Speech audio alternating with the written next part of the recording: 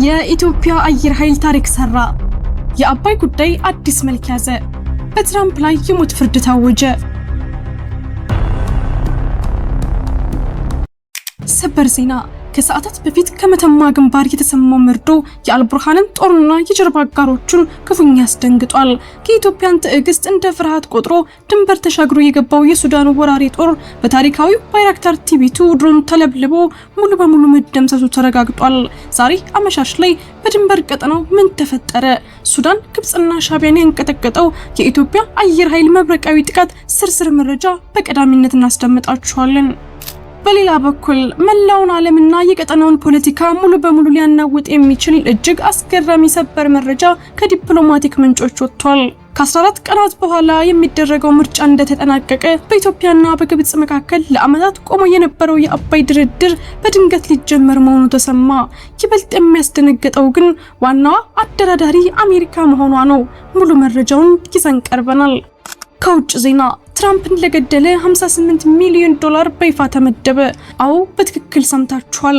የኢራን ፓርላማ የአሜሪካውን ፕሬዝዳንት ዶናልድ ትራምፕን ለሚገድል ማንኛውም ሰው ይፋዊ የመንግስት ገንዘብ ሽልማት የሚሰጥ አዲስና አስደንጋጭ የህግ ረቂቅ እያዘጋጀ መሆኑ ታውቋል። ይህ ህግ በይፋ ከጸደቀ በመካከለኛው ምስራቅ ምን ሊፈጠር ይችላል? ዝርዝር ዘገባውን ይዘናል። አብራችሁን ቆዩ። ሰላም ውድ ቤተሰቦች እንደምን አላችሁ? ይህ ዜና ላፍታ ነው። ቪዲዮውን ላይክ በማድረግ ይጀምሩ እያልን ወደ ዝርዝር ዜናዎች አለፍን። ሰበር ዜና የሱዳን ወራሪ ጦር በኢትዮጵያ ድሮኖች ተመታ። ባይራክታር በድንበር ላይ በድጋሚ ታሪክ ሰራ። በመተማ ግንባር እሳታማው ፍልሚያ ተቀስቅሷል። የኢትዮጵያን የሉዓላዊነት ቀይ መስመር በመድፈር በትዕግስቷ ላይ ሊቀልድ የሞከረው የጀነራል አልቡርሃን ጦር ዛሬ አመሻሽ ላይ ባልተጠበቀና መብረቃዊ በሆነ የድሮን ጥቃት ክፉኛ መውደሙ ተሰማ። ከጀርባው የግብጽን የሳዑዲና የሻቢያን ወታደራዊ ሴራና ድጋፍ አንግቦ የሀገራችንን ድንበር ጥሶ እስከ 50 ኪሎ ሜትር ዘልቆ የገባው ይኸው ወራሪ ኃይል ከመተማ ብዙም በማይርቅ ስፍራ የኢትዮጵያ አየር ኃይል ባሰማራቸው እጅግ ዘመናዊ የቱርክ ስሪት ባይራክታር ቲቪ2 ድሮኖች አይቀጡ ቅጣት ተቀጥቷል። ይህ ጠንከር ያለ ወታደራዊ እርምጃ የተወሰደው ከቀናት በፊት የሱዳን ጦር የኢትዮጵያን ድንበር በመጣስ በቤንሻንጉል ጉሙዝ ክልል ኩምሩክ ከተማ ላይ በከፈተው የድሮን ጥቃት ንጹሃን ወገኖቻችንን መፍጀቱን ተከትሎ የመጣ ሲሆን ወራሪው ኃይል በኢትዮጵያ መሬት ላይ በድፍረት ምሽግ ሰርቶ ከባድ መሳሪያዎችን አደራጅቶ ለመቆየት በዝግጅት ላይ በነበረበት ቅጽበት የኢትዮጵያ አየር ኃይል ባዘነበው የቴክኖሎጂ የበላይነትና የቦምብ ናዳ የጠላት ጦር አመራሮችና ወታደሮች በበረሃው ላይ ረግፈው ቀርተዋል። ለረጅም ጊዜ የኢትዮጵያን መንግስት ለጀነራል ሄሚቲ ኃይሎች ወታደራዊ ድጋፍ ትሰጣለች በሚል መሰረት በሌለው የሐሰት ክስ ሲወነጀል የቆየው የአልቡርሃን ጦር ይህንኑ ፕሮፓጋንዳ እንደ ሽፋን በመጠቀም በተደጋጋሚ ድንበር ተሻጋሪ ትንኮሳዎችን ሲፈጽም ቆይቷል።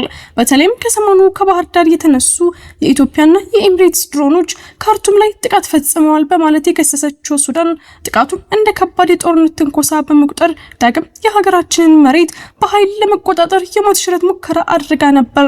ሆኖም ግን የደፈረኝን አልምረውም የሚለውና ሁልጊዜም በተጠንቀቅ ላይ የሚገኘው የኢትዮጵያ አየር ኃይል የጠላትን እንቅስቃሴ ከሰማይ ሆኖ በንቃትና በራዳር ሲከታተል ቆይቶ የጦር ሰራዊቱና ታንኮቹ ተሰባስበው ምሽግ በያዙበት ወሳኝ ሰዓት መብረቃዊና እጅግ አስገራሚ የድሮን ድብደባ ከፍቶባቸዋል።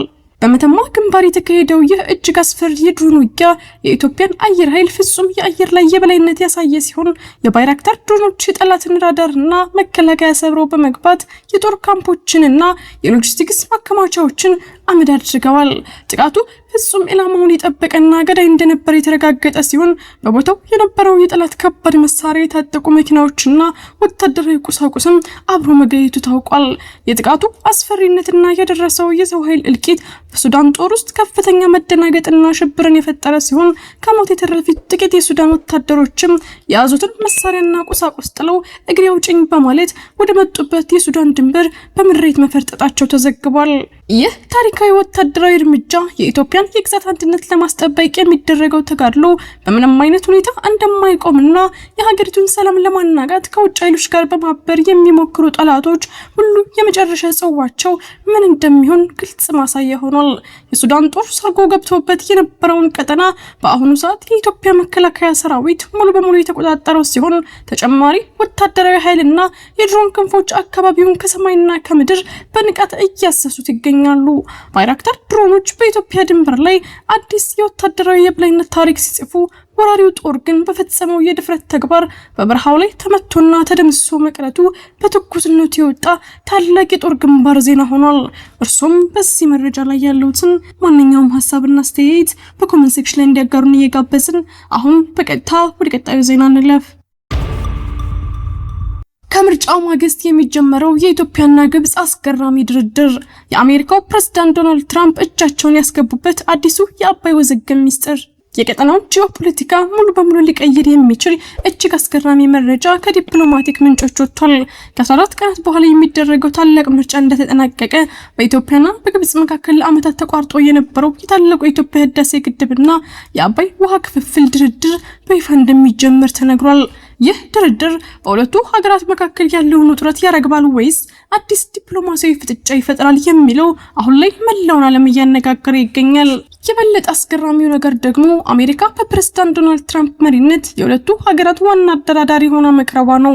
ዶናልድ ትራምፕ ባለፉት ጊዜያት በኢትዮጵያና በግብጽ መካከል ሊነሳ የነበረውን እጅግ አስፈሪ ጦርነት በተደጋጋሚ ማስቆማቸውን በኩራት ሲናገሩ መደመጣቸው ይታወሳል።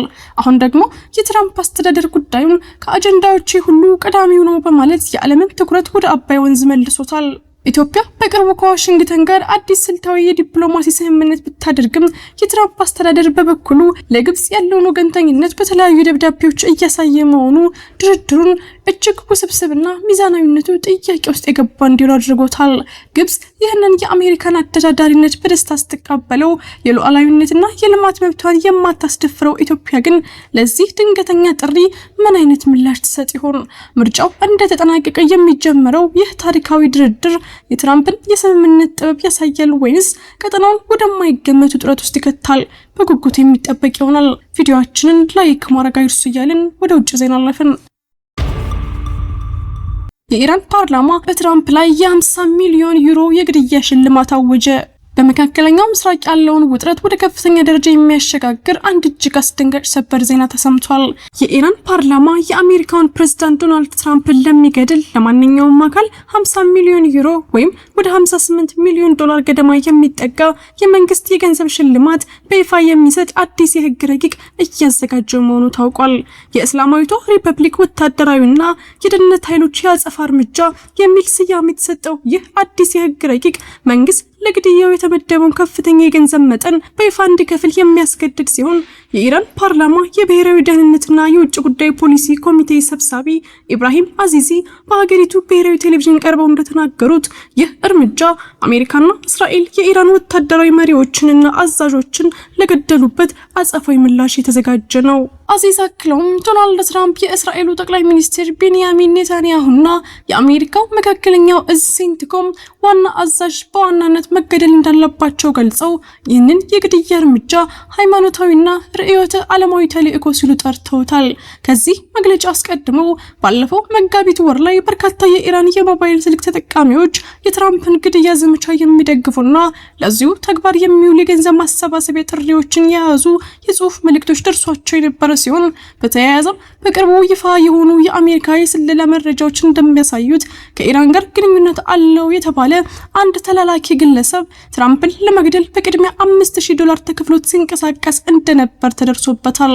ዶናልድ ትራምፕ እንደ አውሮፓውያን አቆጣጠር በ2020 ታዋቂውን የኢራን ቁድስ ኃይል አዛዥ ቃሲም ሱሌማኒን በአየር ድብደባ እንዲገድሉ ትዕዛዝ መስጠታቸውን ተከትሎ ከተለያዩ የኢራን የደህንነት አካላት ተደጋጋሚ የግድያ ዛቻዎች ሲዘነዘሩባቸው የቆየ ሲሆን አሁን በፓርላማ ደረጃ እየተዘጋጀ ያለው ይህ አዲስ ህግ ግን የአሜሪካና የኢራን ፍጥጫ ወደማይመለስ አደገኛ ምዕራፍ ሊወስደው እንደሚችል ተገምቷል። ውድ የዜና ላፍታ ቤተሰቦች የሰዓቱ መረጃዎቻችን ያዳመጣችሁትን ይመስል ነበር። ስለተከታተላችሁን እያመሰገንን ቻናላችንን ሰብስክራይብ በማድረግ ቤተሰብ እንድትሆኑ እየጋበዝን በዚሁ ተሰናበትን። ጤና ይስጥልን።